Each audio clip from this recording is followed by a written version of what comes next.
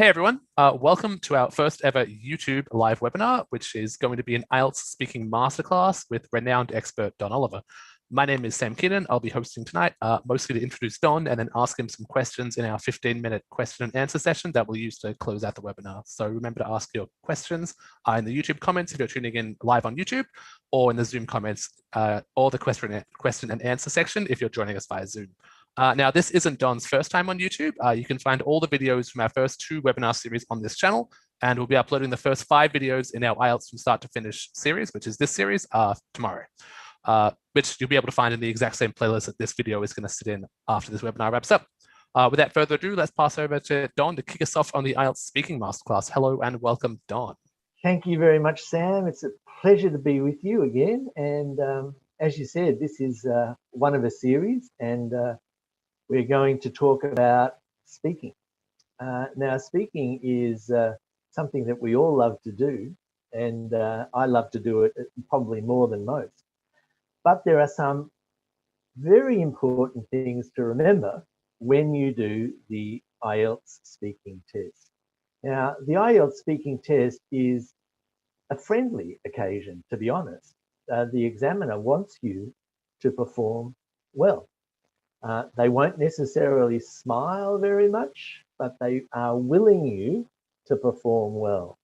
And in order to perform well in the speaking test, you really need to improve your English. Now, you know more about learning language than I do, probably. It's a matter of being consistent and doing some study every day and some practice every day. Because IELTS is a good test of English, anything that you learn in English will improve your IELTS score. So you're assessed on what you know and how you can express yourself in the language. And anything, any word, any phrase, any grammatical structure, any pronunciation feature will help you get a better score. That means you need to do more than just practice tests. And of course, with speaking, you need to communicate with people. Now, that's not always easy, I know, because maybe there's no one who speaks English where you are. And that's where you should use the internet as much as you possibly can. And we'll talk about that a little bit more later on. I'm going to share with you the way that the examiner examines a speaking candidate. There are 4 criteria, and we'll talk about those in some detail. And we'll also talk about the types of questions that an examiner will ask you in the speaking test. And finally, there are some mistakes that people sometimes make, and I'll try and point those out to you as well. The first question, of course, is should you do the academic or the general training test overall? But when it comes to speaking, it's exactly the same. A general training candidate or an academic candidate does exactly the same speaking test. And probably the examiner doesn't even know if you are an academic or a general training candidate. So let's talk in detail about the speaking. Now, in this session, we're going to do something quite special. We're going to look at 3 different candidates. One of them is a band 6, one is a band 7, and the other one is a band 8. One comes from China. First language is Chinese. The second one comes from Colombia, and her first language, of course, is Spanish. And the third person comes from India, and her first language will be one of the Indian languages, Hindi, or I'm not sure which part of India she comes from. But let's look in detail at what they have to do. Before we do, let me ask you a very important question. Remember I said that we should be practicing English every day and making a consistent effort. How often do you use English when you're talking about everyday, ordinary things like food, like sport, like hobby, like clothes. Do you do that every day? Do you do it only 2 or 3 times a week? Do you do it once a week only? Do you hardly ever do? In other words, rarely. Think about that. Think about your habits as a speaker of English. If you have answered rarely or once a week, it's not enough. Try and make it 2 or 3 or 4 or every day. Okay. The speaking test, as I said, is the same for academic and general training candidates. And it always is about 14 minutes long. It may be before the written test. It may be after the written test. It may be on the same day as the written test, or it may be a few days before or a few days after the written test. But it will always be about 14 minutes long, and it will always have 3 parts.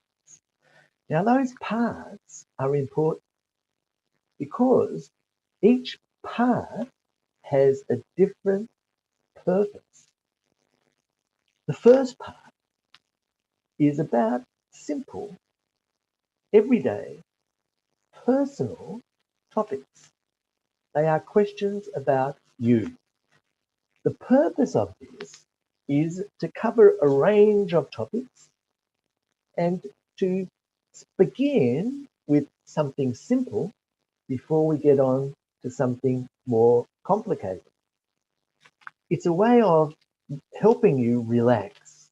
So the first part of the test is where you can get into the swing, into the mood, into the rhythm of English with some simple questions. But there is one difficult question that is always asked in part 1. And that question is, why? Now, the topics will always be simple. What clothes do you wear? What food do you eat? What sports do you watch? Right? But I watch football. Why?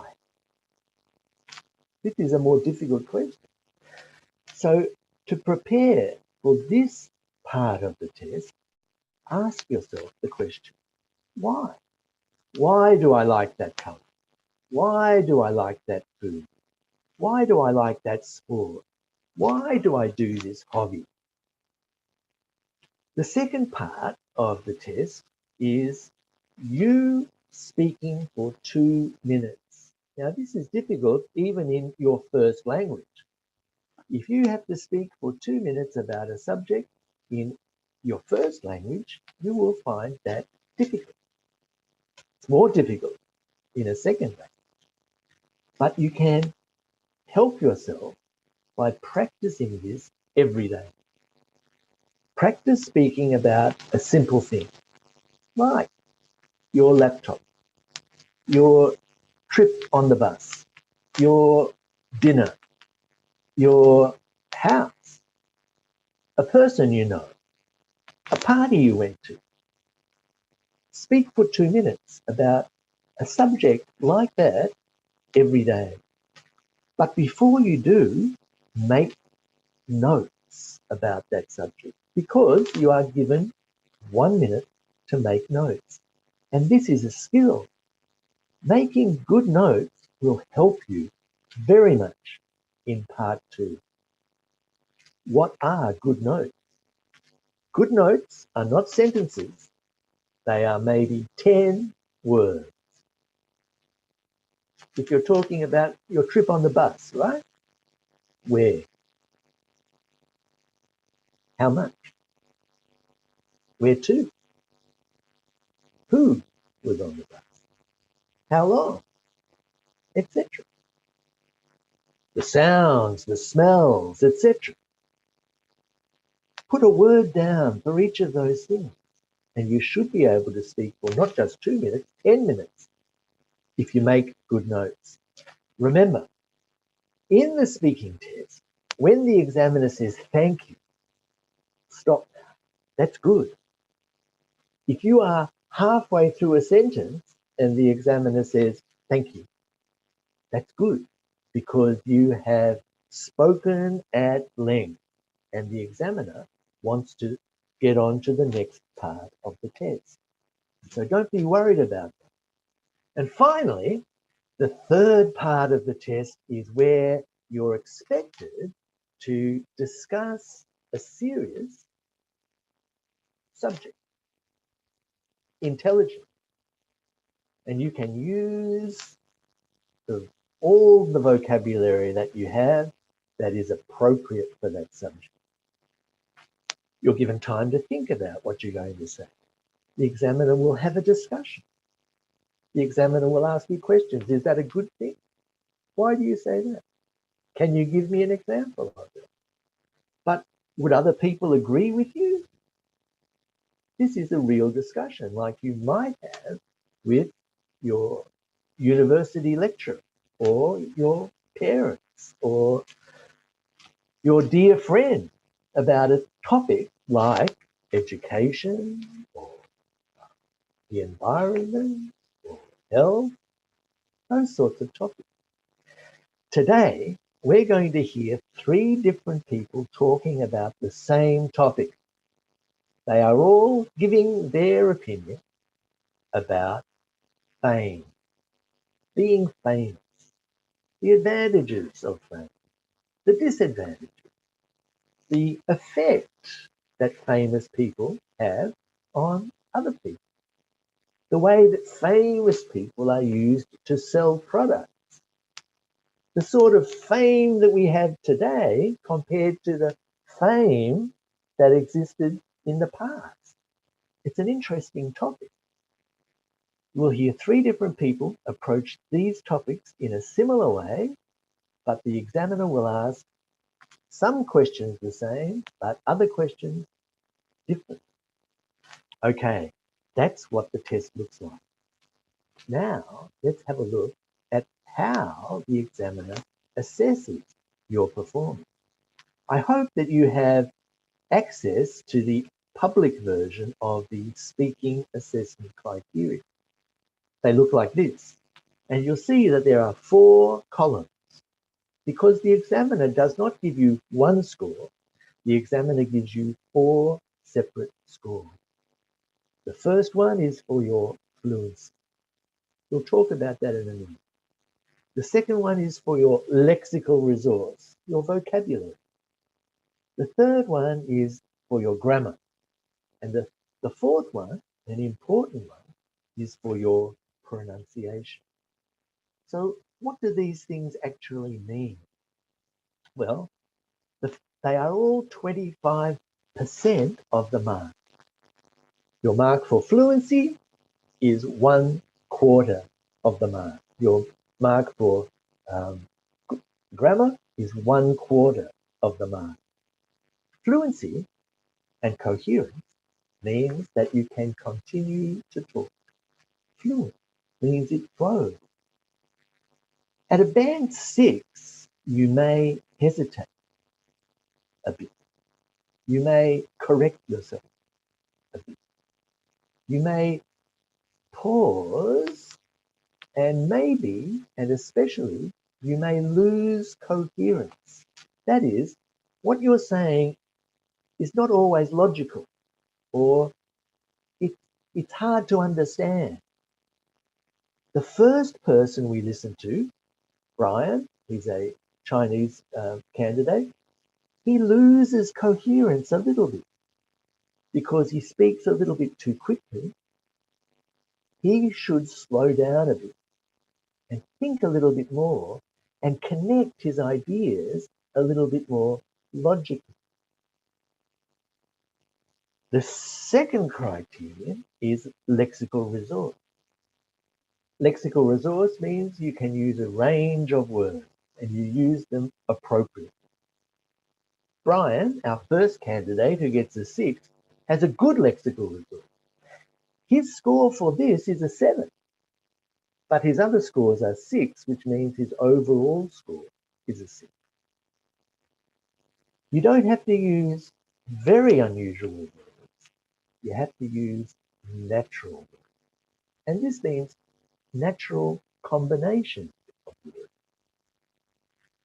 The third criterion is grammatical range and accuracy. Brian, the first candidate, the Chinese candidate, often makes mistakes with subject and verb agreement. They was instead of they were. The actions is instead of the actions are. Sometimes he leaves a word out, like things has done, things they have done. If you make too many mistakes, you can't get a band 7. A band 7 means that you frequently have accurate sentences. A band 8 means nearly all of your sentences are accurate. And we'll see this with Kush, who is our Indian candidate. She gets an 8 for grammar because there are only 1 or 2 or 3 errors. And finally, pronunciation. Pronunciation has 2 parts.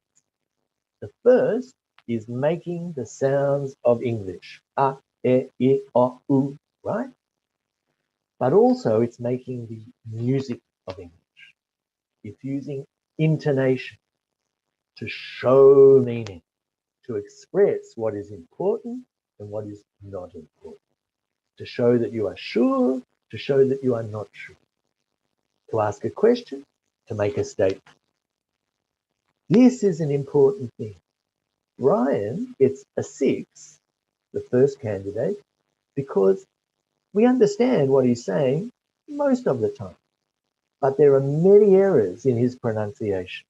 If we listen to him, he confuses think and think, or and all, competition and composition. He says this for this. It's sometimes hard to hear the ending of a word. The second candidate, Alexandra from Colombia, her first language is Spanish.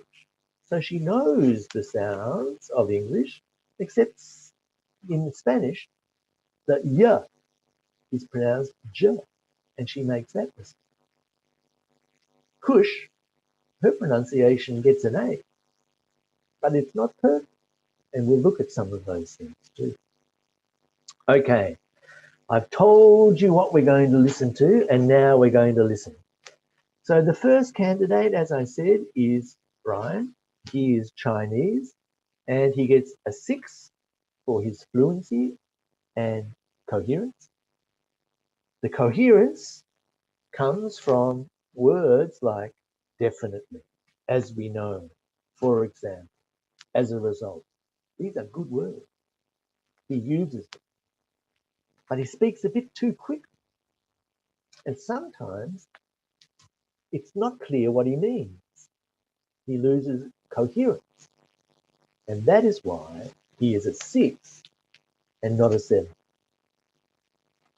His lexical resource, his vocabulary is a 7 because he uses some very good words.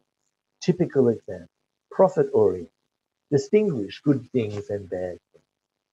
But sometimes he makes a few errors. He says ethnic when he means ethic. His grammar is quite weak. I've told you some of the things that he does wrong there. Articles as well, tenses. If your first language is Chinese, think about that. A, the, past, present, future tense, prepositions. These are often difficult for people whose first language is Chinese. And finally, as I said, his pronunciation, we understand most of what he says, but there are a lot of things that are not clear in his pronunciation. Okay, let's listen to Brian together and we'll talk about his performance in a moment.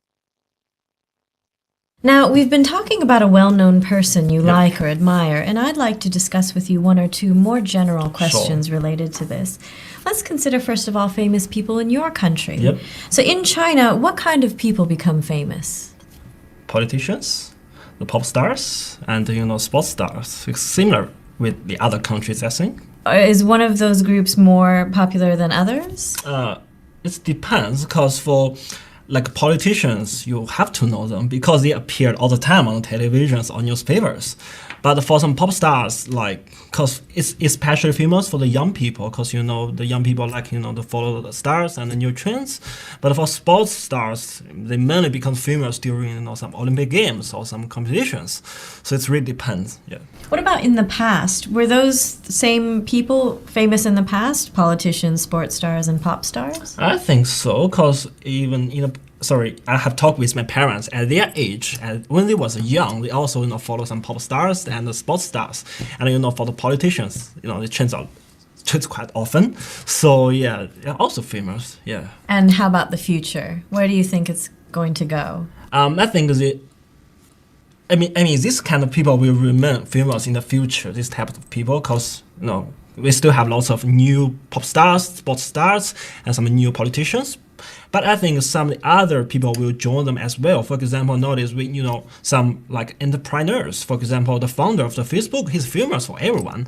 Even some not weird but strange people like the founder of the WikiLeaks. He's also popular because the things has done. So I think this kind of new raising group people will join the famous people in the future. And do you think technology is going to be the place where many of our famous people come from in the future? Definitely, because I think nowadays most of people use the Facebooks, the Twitters, so definitely this kind of website or the new technology will help to make people famous. And I think many people are working on it because there are special companies to make these people famous through the internet, the advertisement or the promotion. Yeah.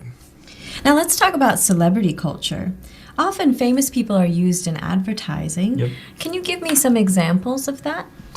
Well, it's quite often, we can see lots of famous people on the television. For example, one typical example is the Michael Jordan, because he is actually, when the first time the Nike become very famous, it's because Michael Jordan, because he is the first, he's the first NBA stars, to sign a company to have the, serious commercials for specific companies.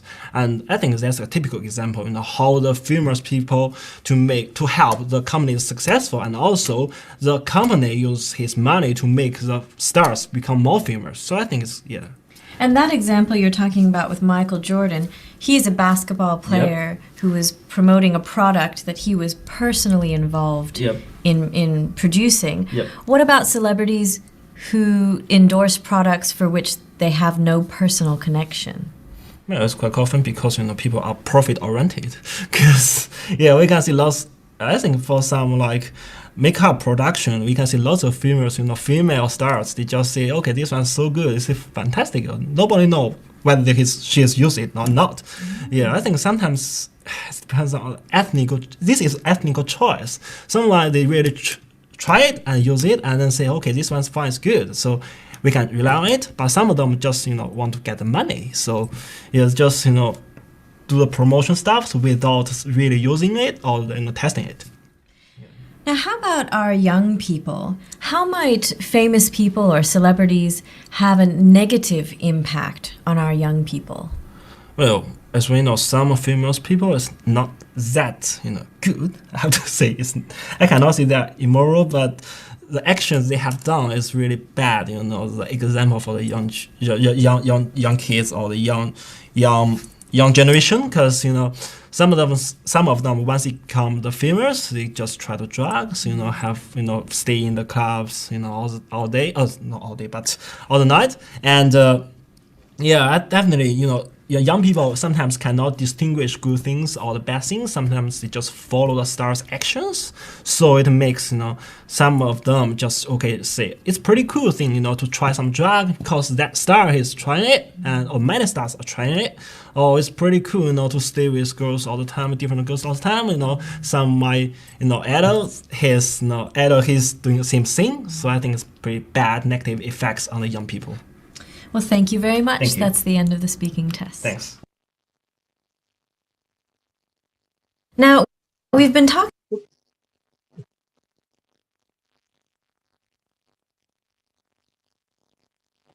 Okay, so we've had Brian there, and as I said, he is a band 6 overall, and his fluency and coherence are a band 6 because he can continue to talk. And he uses quite a good range of linking words, for example, actually as a result, etc. But when he was talking about Michael Jordan and when he was talking about the effect on children, then there were times where he was losing coherence. It was not absolutely clear what he was trying to say. And he did rely very much on words like well, and like, because, yeah, to connect his ideas. His lexical resource, as I said, is a very strong 6 or even a 7 because he uses some very good words. He uses some good collocations, which means words that go together. Get on very well with increase money for charity, good for the community, developed country, psychologically and physically. I would recommend that you don't say gonna and wanna so much because these are probably not formal enough for a speaking test. The grammar is quite weak in many ways. He does use a range of grammatical structures, complex and simple, but there are many mistakes, which means that he cannot get more than a band 6 for that criterion. And finally, his pronunciation is generally clear, and he does use some stress, but overall, it's pretty flat. And there are many words that are mispronounced. Rhythm is an important assessment criterion in pronunciation. And Brian would benefit by slowing down a little bit, and instead of speaking in a rapid succession like this, was able to use his voice to express meaning a little bit more slowly. And that would mean the rhythm would be better. Okay, we've heard a band 6. Now we're going to listen to Alexandra, who is from Colombia. And as I said, her first language is Spanish. And you'll notice that for fluency and coherence, she does not speak as quickly as Brian, but she speaks more coherent. She is able to use some good linking words like first of all, plus, sort of, in a lot of ways. These are not obvious connecting words, but they're very appropriate ones. She makes a few errors with her choice of words. She says a relaxed evening instead of a relaxed evening. She talks about a lot of interesting subjects in this part 3, which is talking about fame. And she's able to talk about things like accept the environment, half and half, serious stuff, etc. These are very natural vocabulary items. In terms of her grammar, she makes mistakes, and very often there are preposition mistakes. She says, start to talking, or it depends of, instead of it depends on. But overall, a lot of her structures, a lot of her sentences are quite accurate, and that's why she gets a 7. And finally, She gets a 7 for her pronunciation because she has a range of pronunciation features. She can use intonation naturally, and she can express meaning with her voice. She has an advantage because Spanish is fairly similar in many ways to English. So let's listen to Alexandra now. So we've been talking about a well-known person that you like or admire, and I'd like to discuss with you one or two more general questions related to this. Let's consider, first of all, being in the public eye. Yeah. What are some of the advantages and disadvantages of being famous? The advantages are that first that you will get really rich, and the fame actually it helps you because you don't have to pay for a lot of stuff. They will give you free dresses and free stays in the hotels, free meals, free everything. So actually you're saving money plus the money that you're earning. And the disadvantages are that being a public eye, you lose your privacy. You will always be in the eye of the paparazzi and the people, and if someone recognizes you, they will take a picture of you, and that's the end of the relaxed evening. So I think that it will be a really big disadvantage. Do you think if a celebrity accepts those endorsements, do you think they lose their honesty? I don't think that they will lose their honesty, but maybe it will change them. They will have to accept the environment that they are living into right now. So if they get famous and they are not selling their soul to the devil, I don't think that they are that bad. I think that it's just human, and if they like it, well, better for them. Can you talk about how the media reports on famous people in your country? The reports of the media in my country, they are like having half serious news and half entertainment. So the reports are often, but not that often. They don't have like big news if Shakira gets married or not. It's like a small news, but it gets bigger with the people, not with the media, because people start to talking about the news, not the media makes it big. Do you think more time should be spent on current events and political news?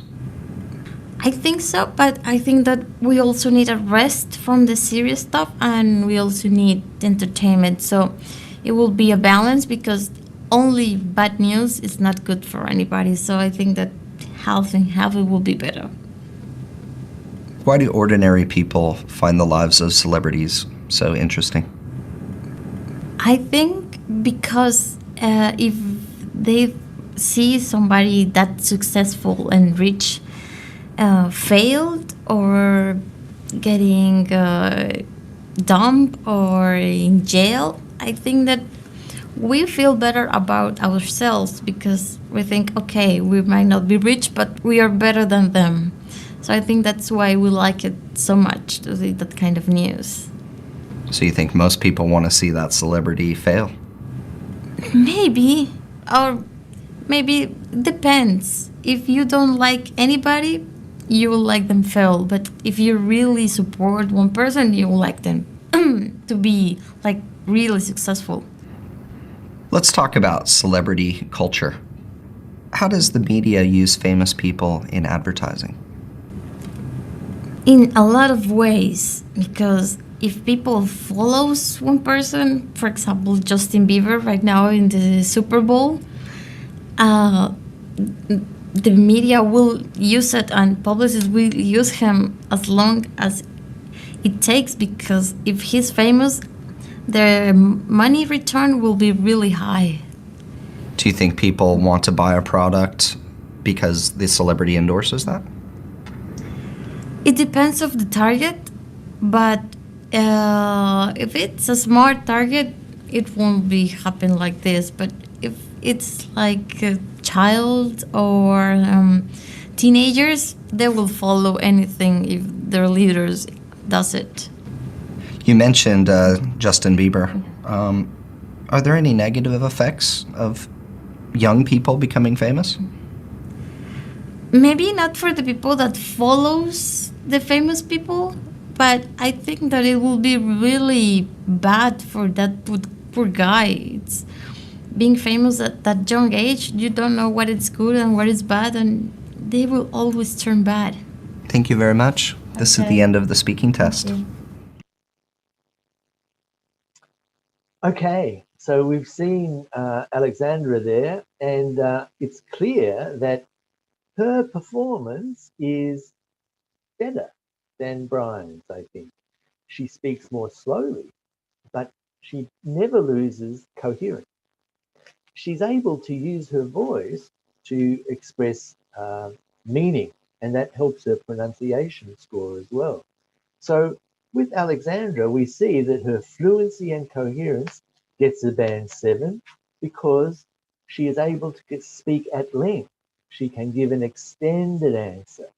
She uses a good range of markers, like first, actually, I think so, for example, in a lot of ways. Sometimes she will hesitate, but hesitating is what human beings do when they are looking for an idea as well as a word. She doesn't hesitate too much. She can get a 7. It's important to remember that the more relaxed and the less effort that you show, the more likely you are to get a band 7 or 8 or 9 for this criterion. If you are worried, if you are struggling, if you are hesitating, then that means the examiner won't give you a band 7 or better for fluency. So practice your English. Speak a lot of English before the test in that week so that you are ready to express yourself without too much effort. For the second criterion, the lexical resource, she uses a good lexical resource, a good range of vocabulary. This is her strong area. She uses words like lose your privacy, selling their soul to the devil, getting dumped, etc. All of these things show that she can use idioms. Now, idioms are an important element in getting a band 7 or better. So when you hear a particular combination of words and you think, that's interesting, learn that. It will be an idiom. The third criterion, grammar, well, her grammar is not perfect, but it doesn't have to be perfect to get a 7. It just means that it's usually accurate. She makes some errors with articles, are and the. She makes some errors with subject and verb agreement. But overall, there are a lot of sentences which are quite accurate. And finally, in terms of her pronunciation, we see that she can use the sounds of English quite clearly, and it's fairly easy to follow what she is saying. But importantly, she uses intonation quite naturally to express her meaning.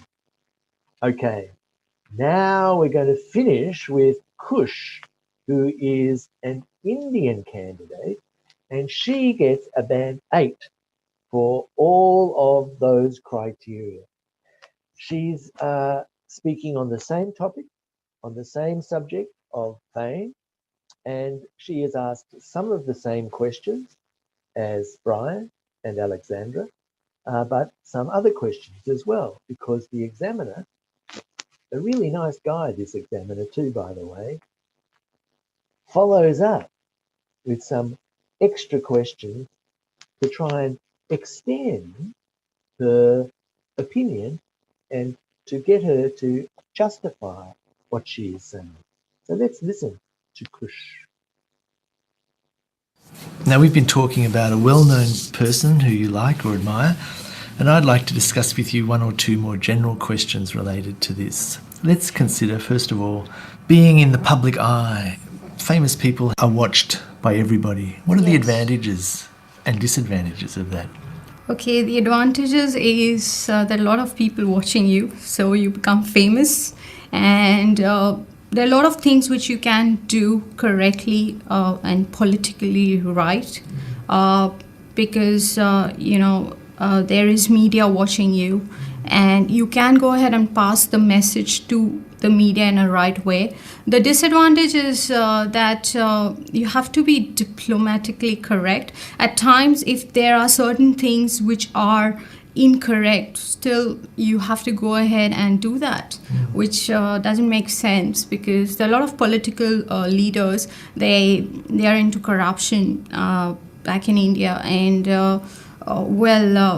at times, there are some things which are wrong, but they have to do it. Why do they have to do it? Because there's a lot of political pressure, and if they don't do it, the political party would not support them, and in the end, they have to resign.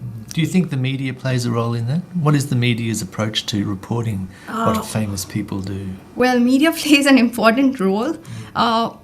At times, media will actually show things which are not correct, or if you see it, it looks like he's wrong, but that's not the case. So media plays a very important role. They portray in a wrong manner at times, and sometimes they do portray in a right manner. Can anything be done about that, do you think?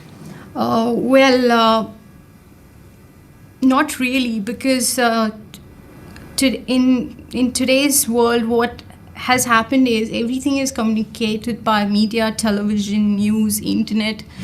So you just have to go ahead and probably call the media and do a meeting and answer questions to the public and give justification and reasons. Very often the media reports on the most trivial things in important issues, but people are fascinated by those things. Why are people fascinated by? Because these days people like to listen to gossip and trivial things. They're not interested in the bigger part, what's happening. They have a simple life. They would like to live it their way. They are not bothered what is happening within the country. There are only few people you see are really interested in knowing about the country and getting all the information and reacting. Let's go on and talk about this celebrity culture. How are famous people used by advertisers nowadays? Famous people are really used for advertising because, one, they can promote the product, and two, there are a lot of fans. They're fans. So obviously, if they are using that product, what will happen is those fans will actually use that product, and of course it's a money-making business. I mean, if Mahatma Gandhi wore a watch of Swash, I would wear it. Yeah, I would wear it. I was like, oh, he wore it, I'll wear it. The use of famous people in advertising and other things, do you think that has a negative effect, especially on young people? At times, yes. There are some of the advertisements which are not meant or not, they are offensive to younger generations. So at times, yes. Do you think that famous people can influence public opinion beyond just selling things? They can make people vote differently or believe? Yes, they can. They influence a lot of people today. Even cricketers or any kind of famous personality, they influence the public, to do things. How do you feel about that? I'm fine with that as long as, at times I do like, but then at times I don't like, so I don't bother much. All right. Well, thanks, Kush. That's the end of the speaking test. Thank you. Okay, so we've heard Kush, and the comments from the examiner are, as you would expect, that she is fluent, that she can give a detailed response, not just a general sort of response, but she can actually talk about specifics and give some specific information when she answers. Sometimes she hesitates, but not very much. She can link her ideas naturally. She has a wide range of vocabulary, very occasionally has an error, and that's why she's not a 9. For example, do a meeting. Her grammar is strong, but again, not perfect, and that is why she gets only a band 8. And finally, her pronunciation. She uses rhythm. She uses stress and intonation to express meaning. So she is a clear band 8, but because of those errors, those occasional faults, she is not a band 9. So my advice to you to finish is this: before the test, make sure that you are speaking a lot of English. That will help you be relaxed and to perform at your best. Don't speak too quickly. Don't speak too slowly. Remember, coherence is an important, and rhythm in terms of pronunciation are important elements. So this means not too quickly, not too slowly. Make sure you practice making notes for part 2. If you don't quite know what to say something natural. Well, let me think. That's an interesting question, etc. Practice those.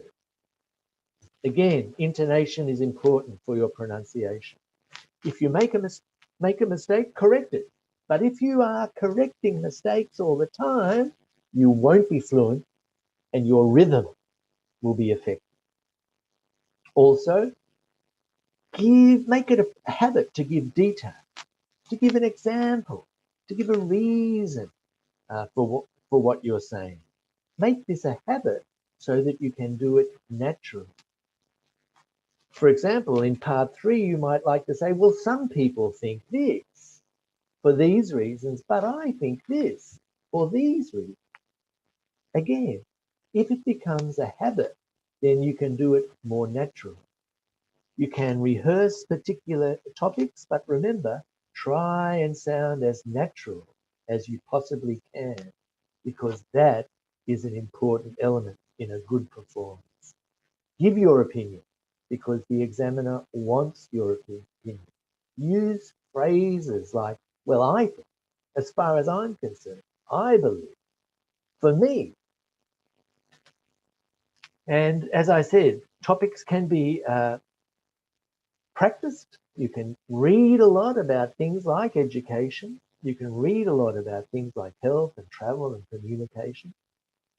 But don't just rehearse a set phrase so that you are acting like a robot.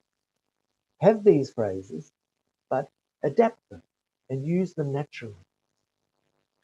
So to sum up, improve your English. That's the first thing. And it means doing it every day. That means setting a target for your preparation. How many words am I going to learn today? How many minutes am I going to review these words today? How long am I going to analyze something on YouTube today? Remember, you have a choice of academic or general training. The speaking test is the same for both of those. Look at the assessment criteria and figure out where you are and what you need to do to improve. An IELTS preparation course is good, but you need to do as much, again, outside the classroom. So every day you can improve. A band 7 means not weeks or months, but years of work, and you already have years of work. So be realistic. Take a long-term approach. And remember, if you learn a word from a song, that will help you in your IELTS test. If you hear something at a supermarket in English, and remember, that will help you in your IELTS test. So push yourself. Take every opportunity. We have some help there on the internet for you. You can go and visit our IELTS.idp.com for preparation material. Go to our Facebook page.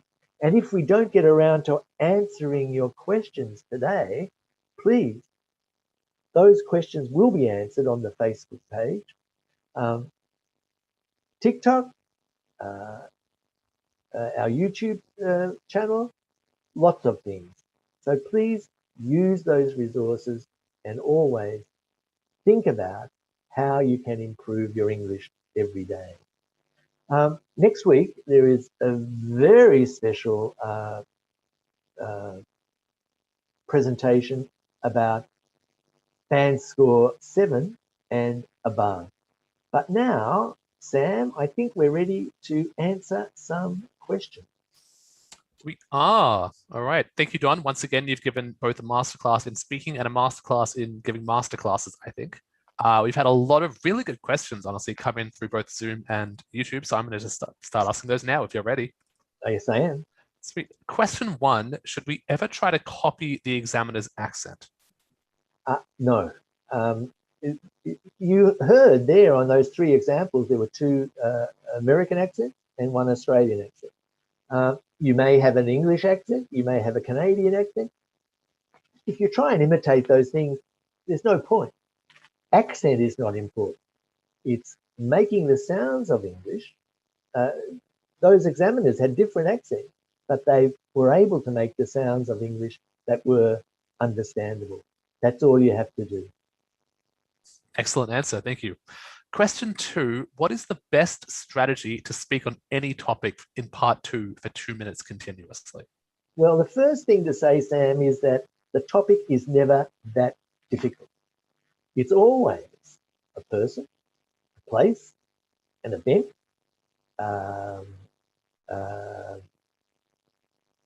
object, but you choose which one. For example, they might say, oh, well, I want you to describe a very useful object in your home.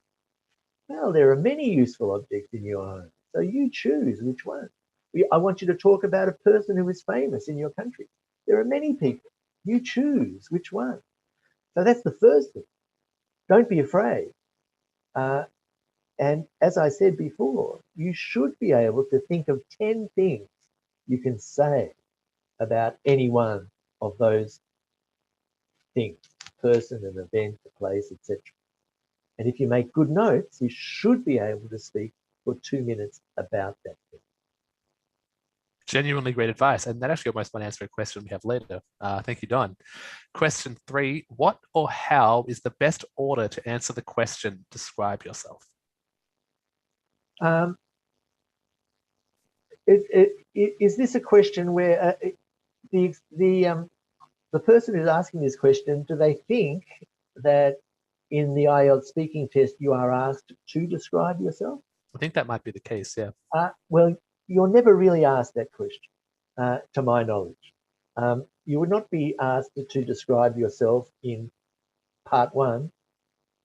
You may be asked to describe an object or a hobby or something that you like, but very, very occasionally you might be asked, well, are you like that? Are you like that person you described?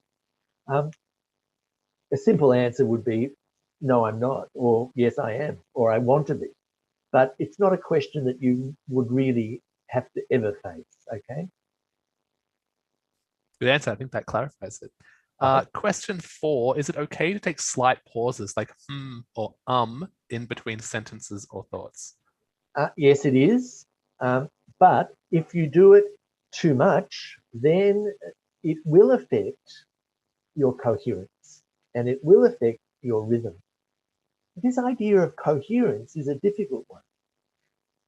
If I begin a sentence and then I pause and then I continue the sentence and then I pause again and then finish the sentence, the listener forgets how I began and can't connect it to how I ended. So those pauses affect coherence. It makes you hard to understand. So that's in the first criterion, fluency and coherence. And it also affects the last criterion, pronunciation, because your rhythm will not be natural. So a natural English rhythm is that you have a set of words that mean something together. Then you might pause a little bit. And then you have another set of words and then you finish. Try and imitate what you hear on YouTube, what you hear on podcasts. Imitate. Just do it exactly like that when you hear native speakers, and that will help you get the correct rhythm and work out where you can pause as well. Perfect answer. Thank you, Don. Question 5. This is a personal favorite of mine. Will idioms and high lexis, I assume high lexis means high lexical resource words, help me to attain a band 6.5? Yes, but I would be careful with idioms. There are idioms, for example, we heard Alexandra use an idiom, which was, she said, what did she say? Oh, I can't remember what it was. Sell their soul to the devil. Now that is an idiom which is a good idiom and perfectly understandable to a native speaker of English. But you must use it in exactly that way. If, for example, I said, the devil bought my soul, well, that doesn't work because that is not what people say. So when you use an idiom, it must be used exactly the way it is always used, and don't use it unless you are perfectly certain that this is how you use it and this is the context you use it in. The examiner wants to hear not idioms. There are two types of idioms. There are words, simple words that go together, like what did you get up to on the weekend, or I'm sick of that. They're simple ones, and that's enough. The examiner will say, okay, yes, this is idiomatic language. And then there are what Alexandra said, it's rather more figurative, extended idioms. Be careful of those, all right? So phrasal verbs is enough. So practice your phrasal verbs, I'd say. Great answer. I think I've definitely used some idioms wrong in my time, but we won't talk about that. Question 6. What are some quick and useful note-taking methods to use in part 2? Yes, I tried to explain this before. I've seen some candidates write full sentences, okay, during the 1 minute. Don't do that because it's a waste of time. It's a matter of practicing and working out what works for you. You might like to have headings, subheadings. I think personally, when I have practiced this, a simple word that I can talk about. So, for example, the food that you like. All right, I like sushi, right? Sushi, and I might talk about rice, how, or nori, roll. I might talk about my mother, who never made sushi. I might talk about myself trying to make sushi and failing. But I wouldn't put sentences. I'd say, nori, mother, me, fail, etc. So I think that is probably a good set of notes that I can expand, and that's what you need. That was a really great answer. Thank you, Don. Question 7. Should I come up with an introduction for part 2 or just go straight to the answer? It's up to you. When you're given the part 2 question, you're given some points. Now, you don't have to cover all of those points, but they might help. You might rephrase what the topic is. The examiner says, I would like you to describe a person who is famous in your country. Right? You might begin by saying, well, I'm going to talk about someone, not a person, someone who is well known, not famous, in Saudi Arabia. Okay. Now, what you've done is you've rephrased the question, you've introduced what you're going to say, or you could simply begin by saying, well, I'm going to talk about the Prime Minister. Up to you. Try and be as natural and spontaneous as you can. There is no right way to do it in the speaking test. There is no task achievement. You simply show the examiner that you have a good set of grammar, a good set of vocabulary, good pronunciation, and you can speak at length. Perfect answer. Thank you, Don. This is our second last question for the night. It's going to be a quick one, I think. Can I exceed the 2 minutes in my speaking part 2? Try and exceed it, but the examiner will stop you.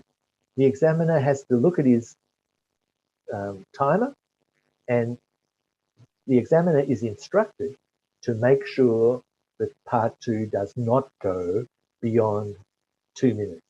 Maybe 2 minutes and 5 seconds is okay. But try and speak for 3 minutes, but the examiner will stop you. That's okay. That's good. It's a good sign. It's excellent advice. Thank you, Don. Our last question for the night, I think it's quite a good one as well. Is it better to have a casual style of speaking, like you were speaking to a colleague or friend, or is it better to speak more formally to your examiner? It doesn't matter. Some people are naturally quite formal. Some people are naturally quite informal. I am one of those people. I like to be informal. But culturally, that's what Australians do. But in other cultures, it's a rather more formal sort of thing. You're not judged on the cultural norms that you inhabit. But the important thing is, and this is where you should look at the assessment criteria again, a band 7 means you can speak without much effort. Okay? So if you are quite formal, but speaking without much effort, that's fine. If you are more informal and speaking without much effort, that's equally good. So not a problem. Excellent. Great answer to wrap us up. Thank you, Don. Unfortunately, that is all the questions we have time for tonight, but thank you everyone for joining us for our inaugural YouTube webinar. A huge shout out to Don again for running us through what I thought was a brilliant masterclass and answering all of the questions really effectively with just really amazing advice. And also thank you to our team behind the scenes for this whole thing running so smoothly. Again, from tomorrow, you'll be able to watch the first 5 webinars of our IELTS Start to Finish series on YouTube, as well as the recording of this one. And at this time, you're able to watch every recording from the first 2 series. So yeah, thank you again for joining us tonight, everyone. Good night.